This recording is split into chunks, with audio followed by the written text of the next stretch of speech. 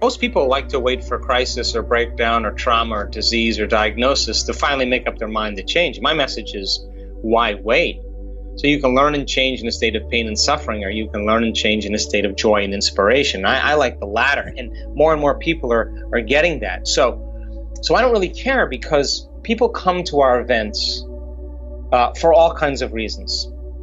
They're suffering from a disease, they have a mental health problem, they want to be richer, they want to be happier, they want to have a new job, a new career, a new relationship, they want to have a mystical experience, or they just want to prove to themselves they're creators and they're already affluent and wealthy in their lives, or happy in their lives. They just want more.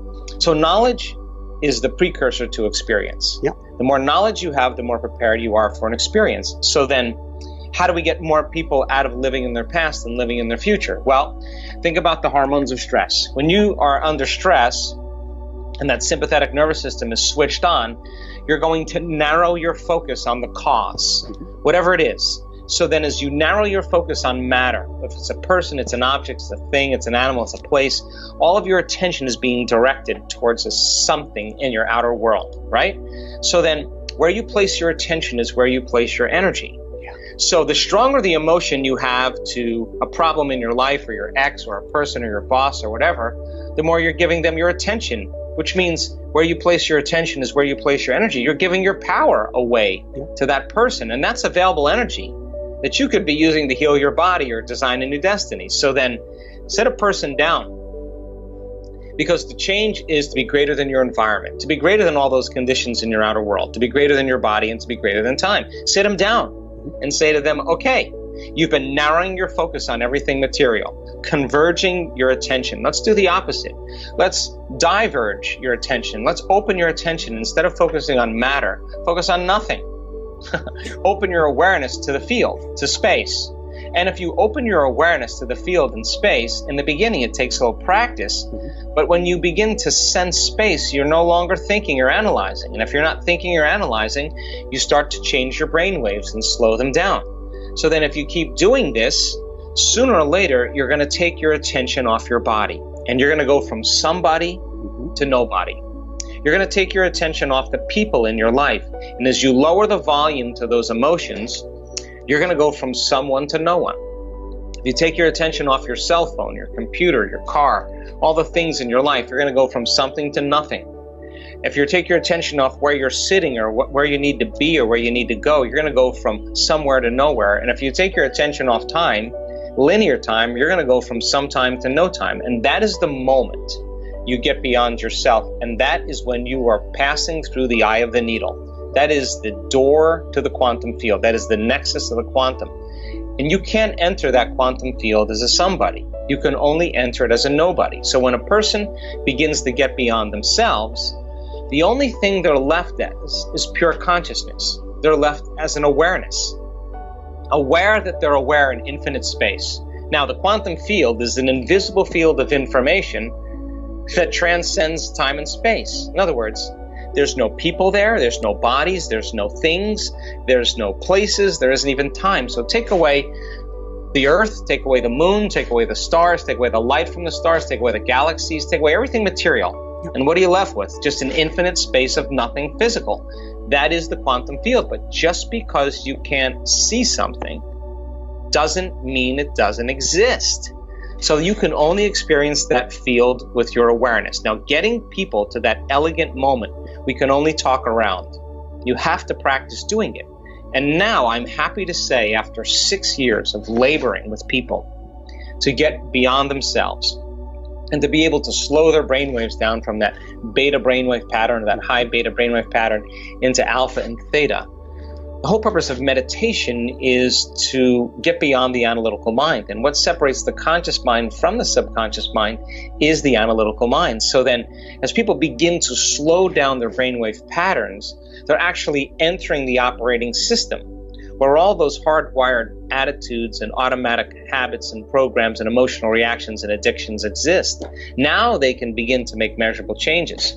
So then if you take a group of people and you work with them to get beyond themselves, there's going to be an enormous amount of chaos that's going to be created in the brain and the body, and they're going to want to quit, and they're going to give up, and they're going to get frustrated. But if I give them another opportunity, they're going to do it again. If I give them another opportunity, sooner or later, they're going to finally surrender. And when they do, they're going to connect to that field. And it's the most familiar, unfamiliar feeling you'll ever have. It's a level of coherence or order, because as you get closer and closer to that field as an awareness, you experience greater and greater degrees of oneness and wholeness and less separation. So if you feel less separate from your dreams, then you feel like you already have them. You're no longer in want or lack. You feel whole. And when you feel whole, you can't want, because you feel like you have everything. And that is the perfect place to create from. And so we've worked, Michael, so hard in helping people to get to these points. And I'm so happy to say that when we're doing these week-long events now, I never, ever in my life thought I'd be witnessing what I'm witnessing in terms of changes in health and mystical experiences. And you can't tell me now you're too old to do this. You can't tell me that now.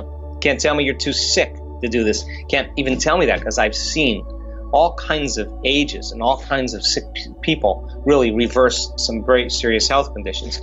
You can't tell me you had a turbulent past and you can't change, because I've seen some people with some really turbulent pasts get beyond it. I've seen people that were out of shape, overweight, underweight, vegetarians, carnivores. I've seen it happen in all different sizes, shapes, and people. And the beauty behind it is that it's inclusive, and it's happening more and more. One of the things that we do is we teach people that very simple meditation of finding the elegant sweet spot of the generous present moment.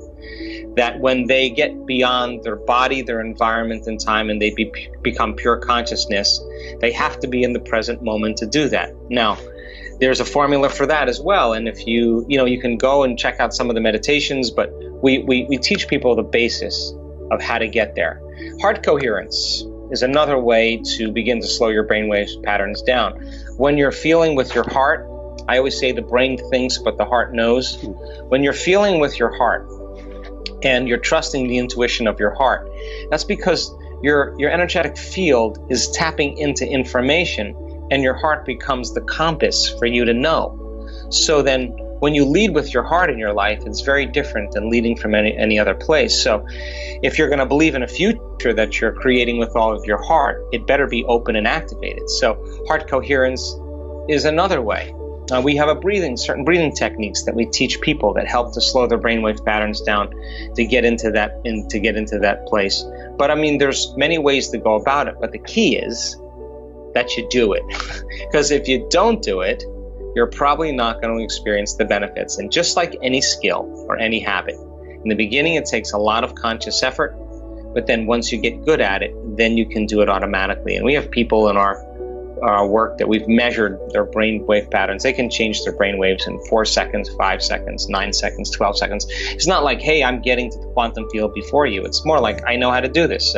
I've been doing it. I know how to get there. It's a skill. And that becomes highly effective and important when you're at a balance and you need to make your way back to balance. Our community just naturally says, excuse me, I'm going to take a few moments and get centered.